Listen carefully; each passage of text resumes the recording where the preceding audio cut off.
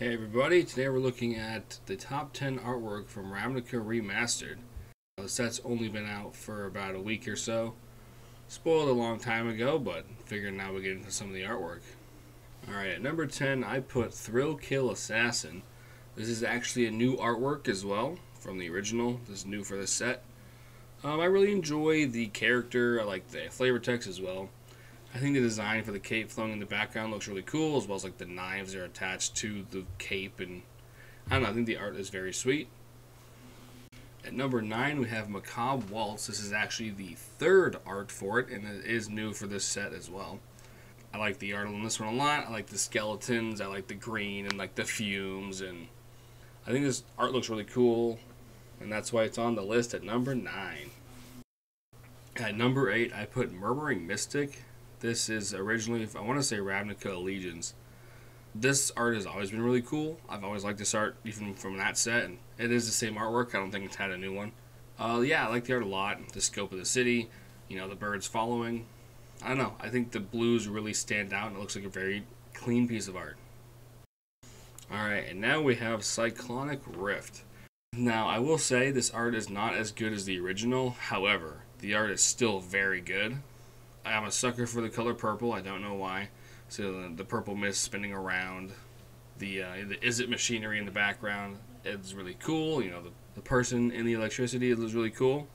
Yeah, like I said, it's not as good as the original art, but it is still pretty damn good art. Alright, up next we have Stalker Vengeance. Now this card has always been super cool to me. I've always loved this artwork. Back in Dissension, whenever I first saw this card, I don't know, I just think it looks sick. The design of the avatar, the creature, is really cool. It really gives me like a steampunky kind of vibe, or it also reminds me a lot of the Songbird from Bioshock Infinite. I don't know, I've always really loved this art, and the card's cool. Shame it's, you know, 7 mana, but we're here for the art, not the card. But yeah, I've always loved this art, and this card's really awesome. Alright, at number 5 we have a classic Seb McKinnon art with Debt to the Deathless. It's, I mean, what can I say that probably hasn't been said about Seb McKinnon's artwork before? It looks phenomenal. The colors, the red is amazing. The scene depicted is awesome. I'm assuming it's oil painting. I have no knowledge of how the artist does their work, but it looks like oil.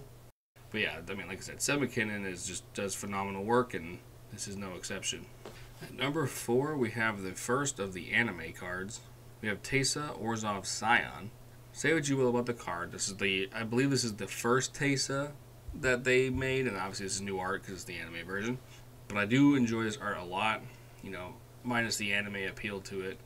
The colors look really good. I like how they were able to portray the 3 spirits in the background. I love the Orzhov logo and the stained glass in the background as well. Overall, the lighting is really good too. I don't know, this is some really good art. Doesn't hurt that it's anime either. At number 3 we have the always classic Utopia Sprawl. Back in Dissension was when it was first put out. It's had the same art since, if you don't count like the special treatments and that kind of stuff.